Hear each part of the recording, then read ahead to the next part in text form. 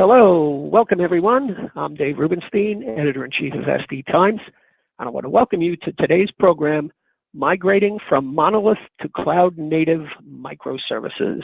And it's going to be in the format of a fireside chat. I want to let you know that today's session is going to be recorded and will be available on demand on sdtimes.com, probably starting tomorrow.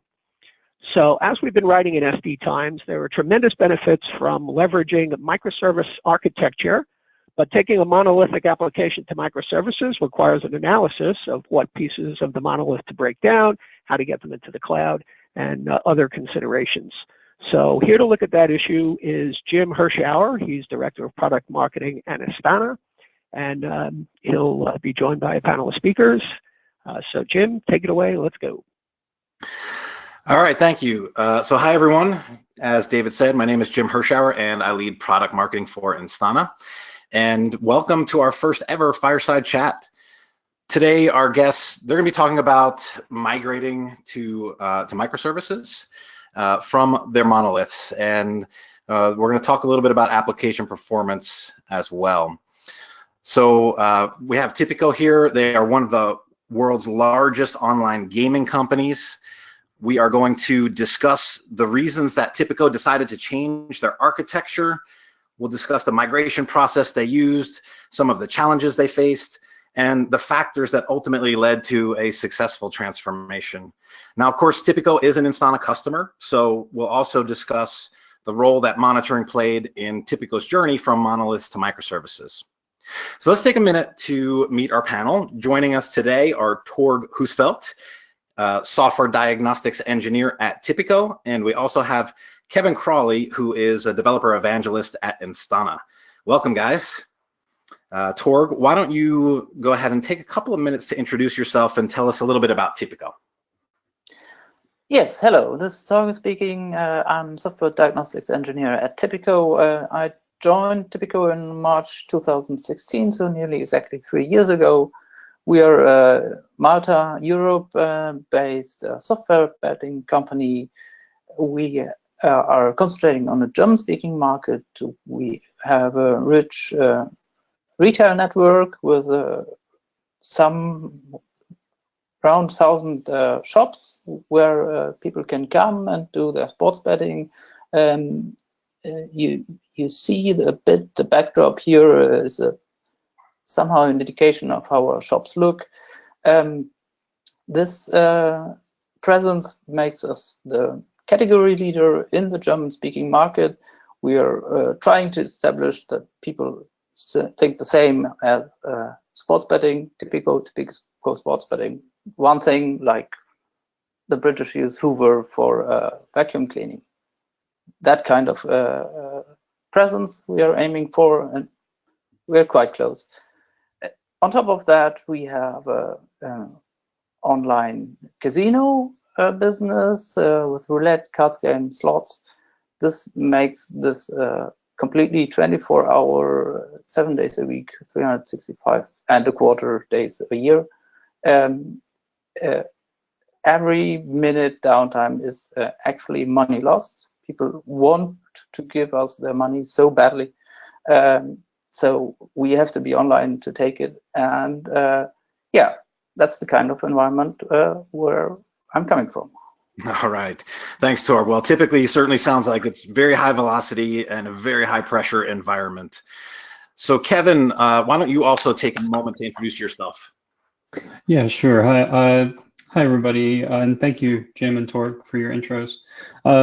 As Jim mentioned, my name is Kevin Crawley. I work with Instana as a developer evangelist, and part of my role at Instana is to help bridge our customers to our product team, and specifically, I work in the areas of our analytics and our analyze functionality, as well as our artificial intelligence and machine learning portions of our system. So that's just a little bit about me. Before I joined Instana, I was a DevOps engineer practitioner where I built automation systems and I built tooling around cloud native applications for about the past 5 years.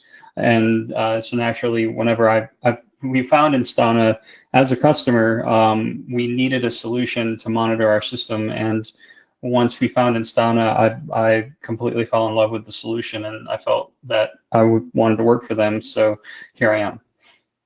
All right. Thank you. Well, thanks to both of you for being here today.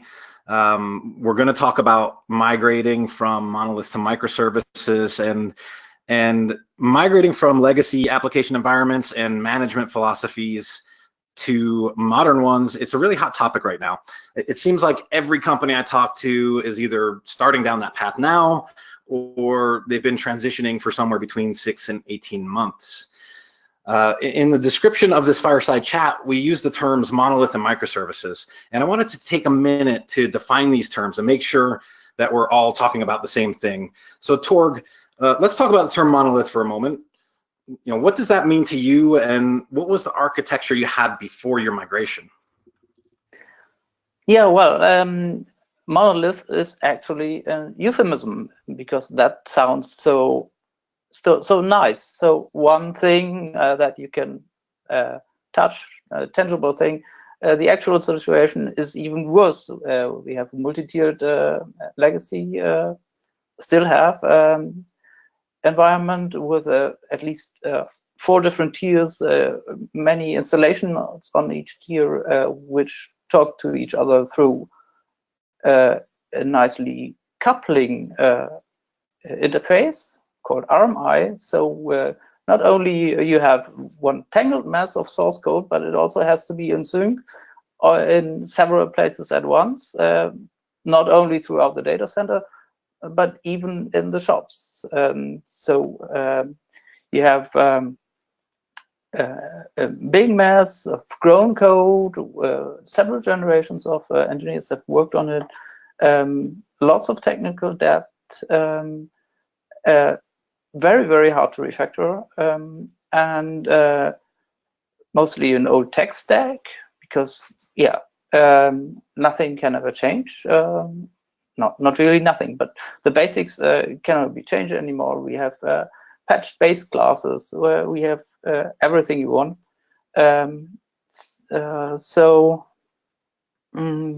Yeah.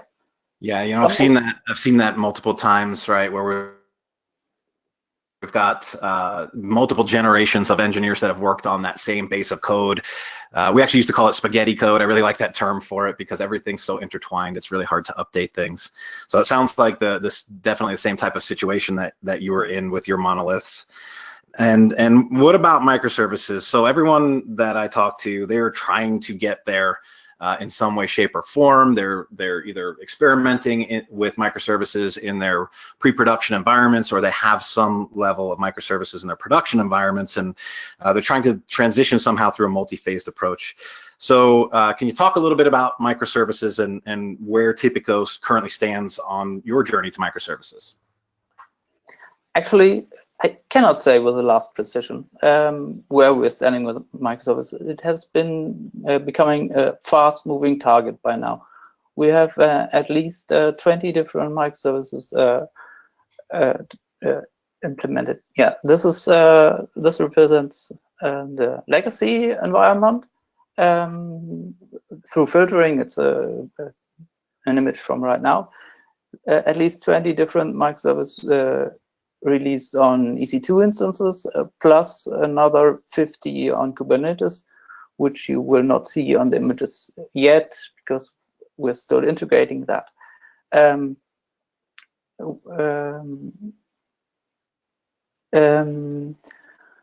Yes, and with this level of carving out microservices, we're just about seeing subjectively that we're making a difference on the number and complexity of the things that are still being done in legacy. It's just about starting to diminish, and that we're saying, okay, we can finally not worry about that part of legacy anymore. It's still work to actually remove it. It will still be a long way to go.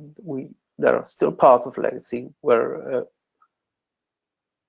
either nobody or very, very few people have a clear vision and understanding of how to get rid of nasty bits in that part where we have still tight coupling stuff. We've gone so far that we even introduced legacy as a service. So we expose our legacy framework, our legacy installation via an API, more or less RESTful, to be able to attack from both sides, not only from the inside, but also from the outside. Okay, so let me ask you this. A lot of folks think about microservices. They talk about microservices, and I hear them referring to many different things as microservices. There's kind of a pure definition of a microservice having basically one endpoint, but I don't see that very often from most companies. At Tipico, how many endpoints do you have in these smaller services that you've created? And so endpoints per service, that's typically just a few. We try to limit this to the absolute minimum. Should be about a handful, hopefully. Yeah, we see that often, right? Most people, when they try and migrate, they break apart their monoliths strategically and start breaking down functionality into smaller groupings of functionality. Not quite the absolute definition of microservices, but that's what most people seem to be calling them these days. So let's talk about something else for a second. So we've got the terms defined. How in the world do you really begin going about migrating from monoliths to microservices? That's a big question that we get. Where do people start on this journey? So Tipico started even before I joined.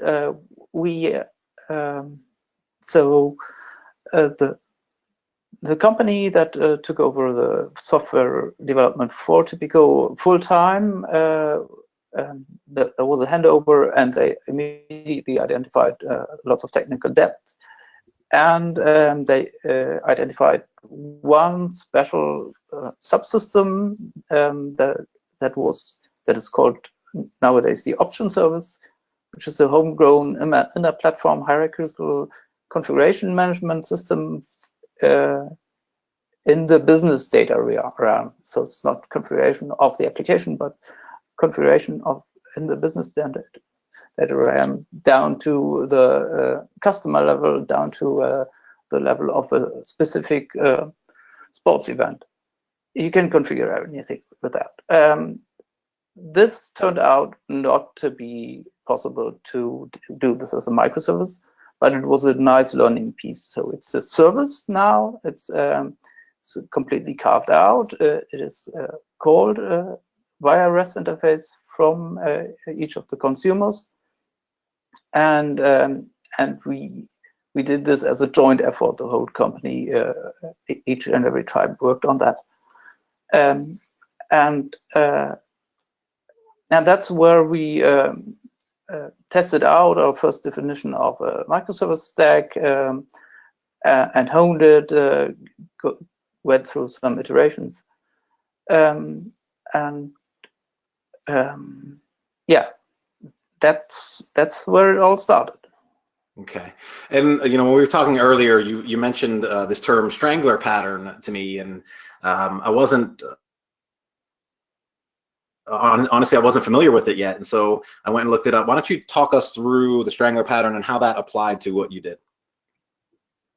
So for us, Strangler pattern stands for the simple fact that we will not be able to fix the legacy system from the inside out, to get rid of that technical debt just through refactoring and everything. Instead, we try to identify subsystems, scopes, which are hopefully well understood. Sometimes it can also be the other way around. We have a subsystem that is in dear need of getting better understood, and then we identify the interface So bit by bit, we're constructing these microservices that take away functionality from the old legacy system from all sides, nabbing at it and getting the functionality that legacy has to deliver smaller and smaller, hopefully throw away some code, in the hope that we finally get to something that is so small, so well understood, that it can hopefully finally be replaced in one fell swoop. Yeah, that makes a lot of sense.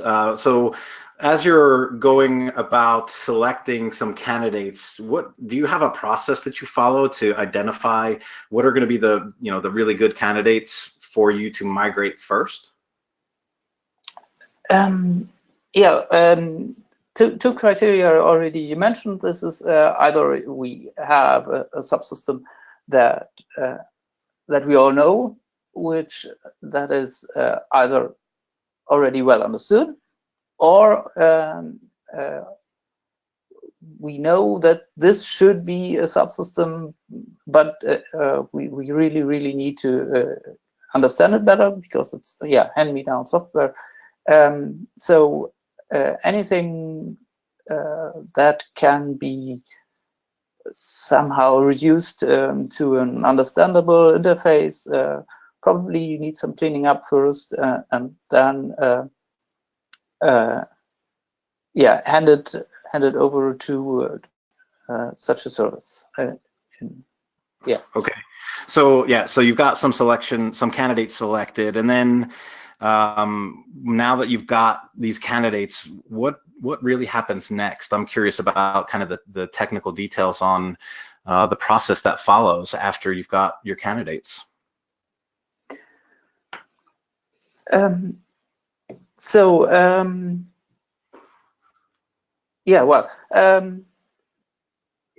We took our time. We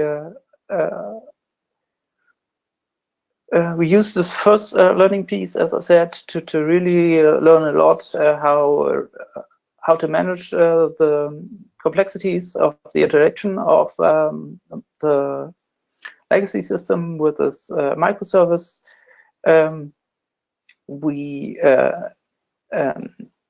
definitely had our architects look at this, clean up interfaces, make them smaller, look again what could be simplified, try to identify the really the simplest, smallest subsystem that does somehow make sense, make an entity that can be factored out, and then build these systems that we identified on a clearly defined software stack. In this case, Spring Boot, because we already have the Java in-house. So stick with this software stack. Obviously, go through some iterations. So we have at least 3 iterations already, but have a well understood software stack for that, so that other parts like infrastructure can also provide reproducible services for that, and don't need to reinvent the wheel for each and every new microservice. Okay, so were you able to determine any baselines for performance and availability before the actual migration? And if so, how did you do this?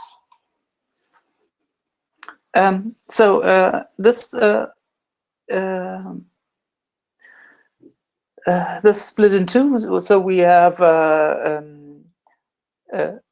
definitely availability is an absolute must because of the 24/7 nature of our business.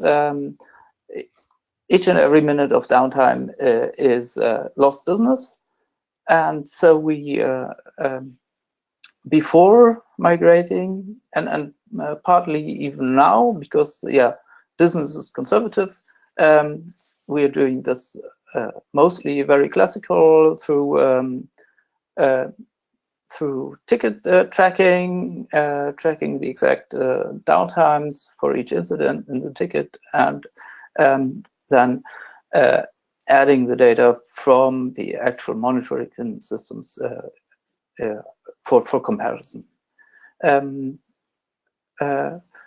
For performance, before migration, we typically measured this as an afterthought. In the root cause analysis, when we actually saw a performance problem, mostly we tried to just kill this with a big hammer, try to over provisioning for the main components, try to just in the classical data center, try to acquire the biggest, baddest hardware we could get. Okay. And yeah, so that's another thing that we see all the time, right? Over provisioning for these monoliths, just get giant hardware and make sure that you'll be able to hopefully handle any spike that comes along. So let's take a step back again for a moment and talk about migration. So you identified your migration candidates, your architects were involved, you were cleaning up the interfaces, and then where did you end up putting these microservices? Did they stay within your classical data center? Did you move out to the cloud with them? Yeah, that's where all the problems started, right? Our classical data center, single availability zone, single data center provider, all of this abroad because of not tax but compliance reasons, so each and every microservice deployment was a problem. We struggled infrastructure, tried to identify hosts so that we didn't have to buy a new one each time. So strange thing. So 1.5 years ago, we decided to move everything to the cloud. That's not only the new microservices, but also the legacy and the kind of lift and shift like operation, but with a completely software-defined infrastructure as code, as you say. And yeah, and 1 year later, we did it. We moved everything, each and every single service and legacy to AWS cloud, and yeah, and that's also where we saw that our up till then APM solution was not the best fit for our situation. I see. So, Torg, now that you have your workloads moved into AWS and you're starting to spin up these new microservice environments, can you tell me a little bit about the strategies that you've taken to size those environments for those workloads, both before and after they were put in production?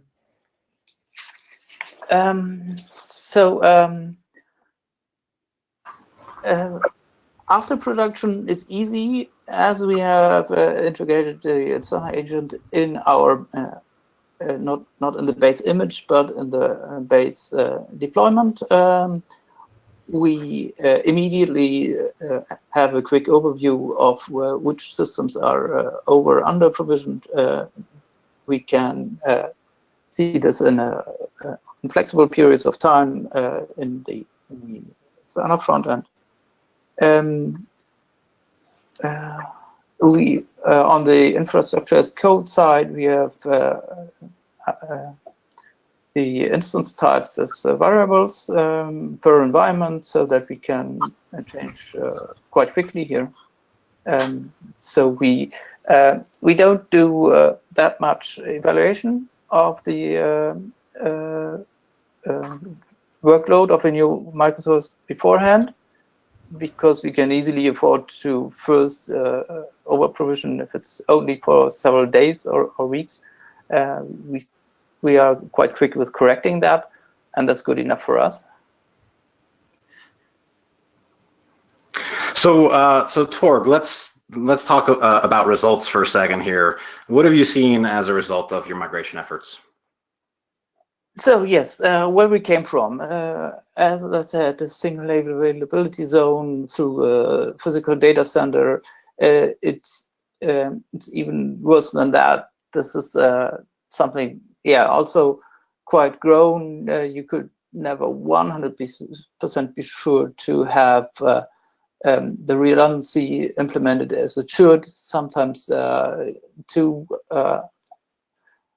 redundant AC connectors go to the same strand. We had these split responsibilities. Not all the hardware that was used from the customer to our service was ours. We had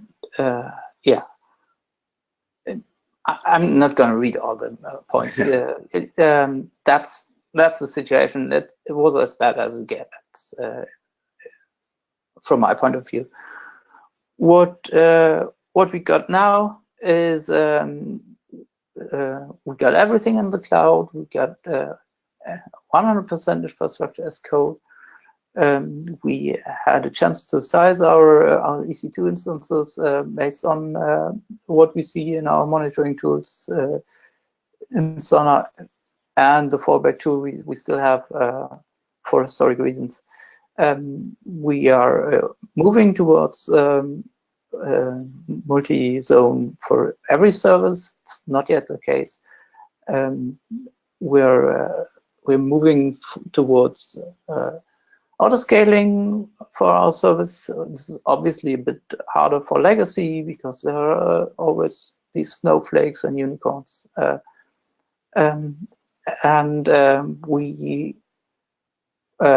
Yes, inside legacy there are still single points of failure, but way less than before. Yeah, great. So I want to take a minute to talk to you, Kevin. There's been a lot of discussion about cloud native. It's kind of one of those big buzzwords that you hear of today. Now, we also talk about cloud native in the build up for this particular webinar, and I want to hear what you think of when you hear the term cloud native. Right. Well, I think initially when people see this landscape chart, it can be a little overwhelming. And when we talk about cloud native, we're talking about all these different technologies that work with each other and will work with your applications to allow them to be delivered faster, with more stability, with more observability. And there's all these different things that cloud native enables you to do. But ultimately, that's a lot of tooling. And this tooling also requires your applications to be architected in a particular fashion. So when people ask me, how do I build a cloud native application? I reference a set of guidelines that Heroku published around 2010, at the turn of this decade. And we had organizations at that time, in the late 2000s, such as Heroku, Netflix, and Google, building the foundation of what is now considered cloud native applications back then. But they referred to them as 12-factor applications. And there are 12 principles that are covered in that living document that gives architects and developers a blueprint on engineering those modern types of services. And some of the key takeaways, and this is directly from their website, include, you should be automating the setup of your applications. You should minimize the dependencies on the underlying infrastructure. It needs to be compatible with modern cloud platforms. And you should be striving for operational environments which are as close to identical as possible. So staging, production, test, they're very much the same. And ultimately, they should be capable of scaling without altering any kind of underlying support structure. Now, once you've mastered building the applications which follow those guidelines, it's then I start recommending organizations begin that journey down this cloud native trail, and you can see the first step is containerization. And without really taking those best practices that we just talked about, a lot of organizations, they will stumble and struggle to get off the ground with those efforts. And I truly believe it's because applications do need to be architected in a certain way to be compatible with the cloud native ecosystem. Yeah, interesting perspective on that. You know, the weird part for me is that when you talk to anyone, you get a different opinion of what cloud native is.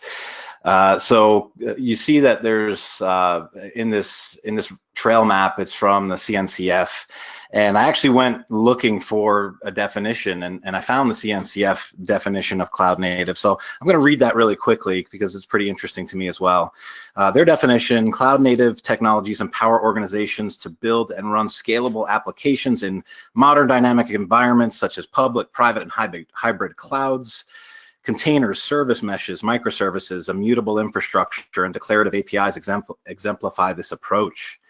These techniques enable loosely coupled systems that are resilient, manageable, and observable. Combined with robust automation, they allow engineers to make high-impact changes frequently and predictably with minimal toil. End quote. So CNCF is really referring to a collection of technologies and techniques in their definition of cloud native. So Torg, it sounds like you've actually incorporated all these aspects into your migration to cloud native microservices. Would you agree with that? That's definitely where we're heading. We're holding these values very high. We try to incorporate those into our microservice software stack. We're trying to cater to this with our infrastructure as code approach, and on top of that, configuration management, which is currently done in Chef. Yet you are never 100% there, right? This is more a goal or a direction where we're heading. You cannot 100% bind you by yourself by these. You can strive for them in each and every deployment, and each and every iteration should go in that direction. Yeah, there's still a lot to take into account, especially when you're carving out stuff from legacy that has very interesting database structures, interesting, for example, foreign key relationships, both explicit and implicit. It's a nice, shiny new world, and still in the reality there will be some compromise. Yeah, so to me it's interesting. You know, you say that it's it's a journey. You're never really there. You're continually trying to improve, and we see this. I see DevOps on the screen right here in this cloud native diagram, and we see that DevOps is an integral part of the way most companies build and operate their services today. And Kevin, I know you work a lot with a lot of different companies in your role at Instana. How do you see these companies tracking and measuring their DevOps success? What KPIs do they use? Right.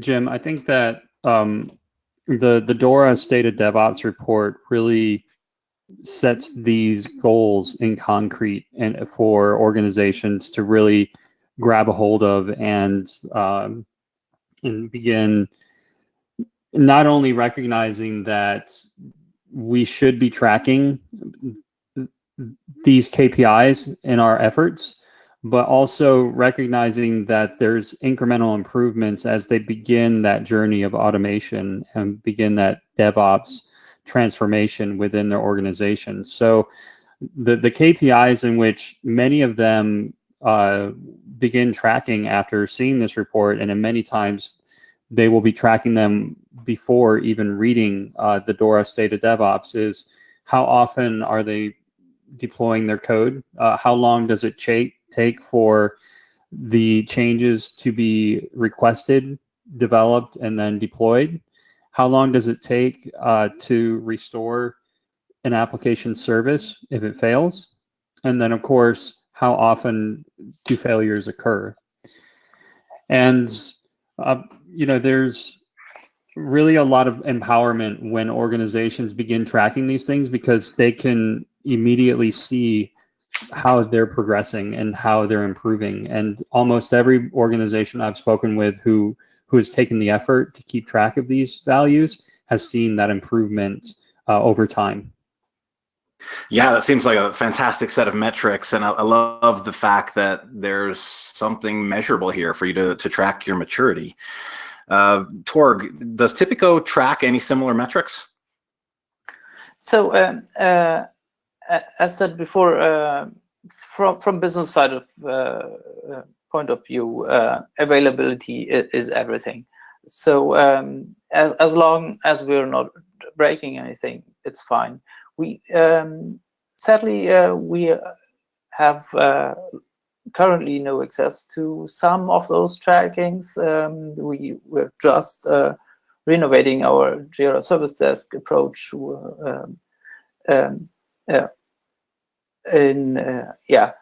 also refactoring here on a tooling level. We can nicely see how we manage to improve the deployments.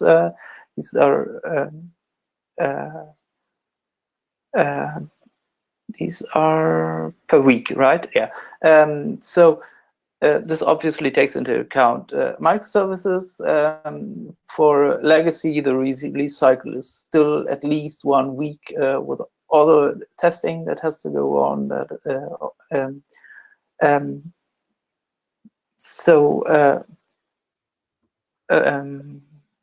And not all of that is automated. Yes, this is the one that business is looking at. This is mean time to recovery. This is the availability. Here's where the money goes, right? So business is not specifically asking how agile we are. This is agile is best, works best as a grassroots approach, which when it comes from the individual employee, when everybody is involved in this. And so the defining point here is that we can, by the time now, we can see even subjectively without the graphs, we can see the change. We can see how we're getting things done, like 30, what was it, 30 something microservice releases in a week. So yeah, these metrics, I mean, I'm looking at these charts and these are really fantastic, right? You can see this tremendous upward trend, and the total releases that you're able to do on any period. There's a number here, 2.7 times more deployments between 2018 and 2019, right? And then 10 times faster MTTR from April 2018 to February 2019. Those speak volumes, right? You're making, to me, it looks like you're making tremendous progress in the ability to release faster and maintain very high levels of quality throughout that process. Yeah, definitely. I was astonished how many microservice releases we had when I prepared for this talk. We don't even see them. From my point of view, failure rate in microservice deployment is not measurable because yes, you can also do the A/B deployment and stuff through high availability clusters. Change failure rate is also definitely below 15%. We used to measure that. Yeah, it's it is a direct consequence of measuring the availability. There is a check mark related to change. So yeah, that's that. So Torg, you're measuring a lot of different things here. How has Instana helped you to improve and track all these improvements? So most of the measurements we just now talked about are a bit closer to the organizational level, to the business level, whereas now we're probably more talking about the system level, where the actual software is running, where you have your golden KPIs, your business transactions, and this is all coming along very nicely. The Instana agent is in this case really a fire and forget thing. You have very, very minimal installation and configuration effort. It's basically the API key and a tag for what the system does, where it stands in your context, so that you can later then group it. It was definitely with the help of Instana that we were able to reduce the mean time to recover with a correlation engine, with the notion of triggering event, which quickly gives us a root cause candidate, so that you don't spend most of the time analyzing a downstream system that is failing, just to learn later that somewhere else the initial failure was happening. And we're also seeing improvements in the mean time to discover, which, yeah, this is actually a point that is hard to prove when you have a negative mean time to discover. When you get alerted before any real impact is happening, you cannot measure the impact that you haven't had anymore, right? Yeah. So Torg, I know that for your Monolith architecture, you were using a different product for monitoring before. And don't worry, I'm not going to ask you to go ahead and name who that was, but I am curious of what really motivated you to go and start looking for a new monitoring solution. So one thing was actually a bad choice on our part that could have happened with any tool. We could have made that bad choice even with Instana, and that was an on-premise controller. This did not suit us. The worst part about an on-premise controller, besides you have to invest extra effort then to monitor the monitor who watches the watcher, is then on top of that you get reluctant installing updates because you have downtime, you have risk. So we switched to an SaaS solution, which you cannot not install updates, and you have your provider to blame if an update is not delivering what you're expecting. That's completely independent of the provider. I would always go for SaaS for the next, if ever I had to choose again, or had to make the choice for a different company. We encountered way more configuration effort with the former tool. We had more installation effort, and that it required different agents for different stacks, and one on top of that for the hardware. The former solution provided something that I nowadays call dangerous instrumentation. You could actually alter the behavior of your software with this APM solution.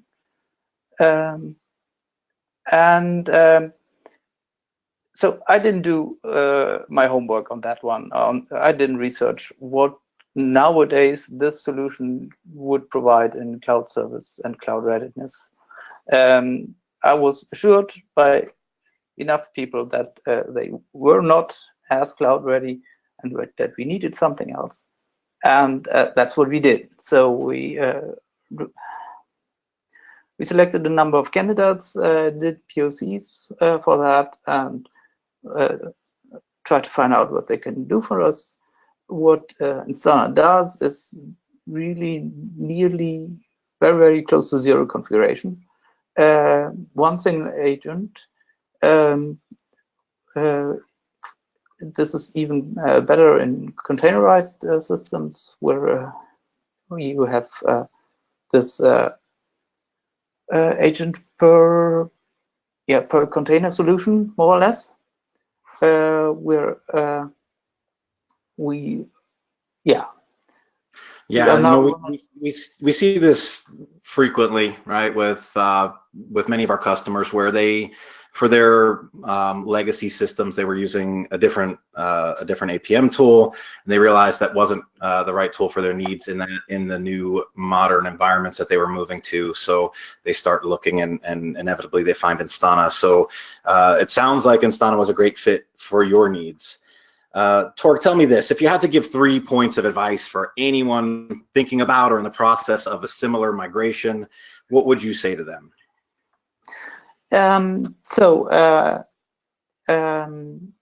What helped us a lot was getting the pressure, right? We knew what was our target. We wanted to go there. We did not plan plan B.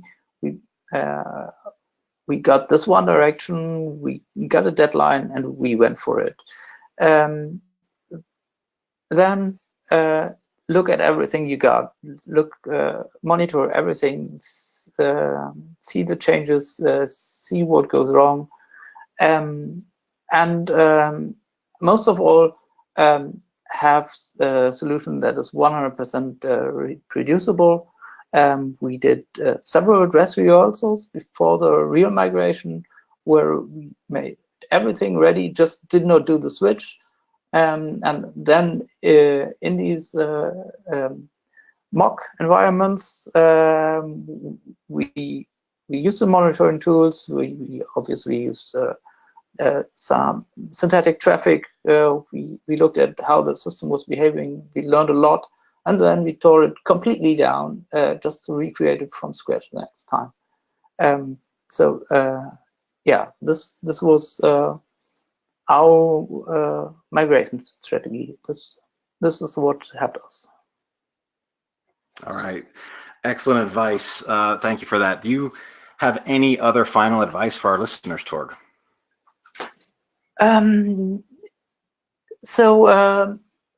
Most important, spread the word. Use APM. I know most of you do already, but don't let it simmer in infrastructure or in only root cause analysis or single department. Spread it throughout the organization. Instana, from my point of view, is very business ready, so you can even have a screen or two specifically for C-level. Have everybody tinker with it. Have everybody complain when something is not working or is not producing the results they expect. I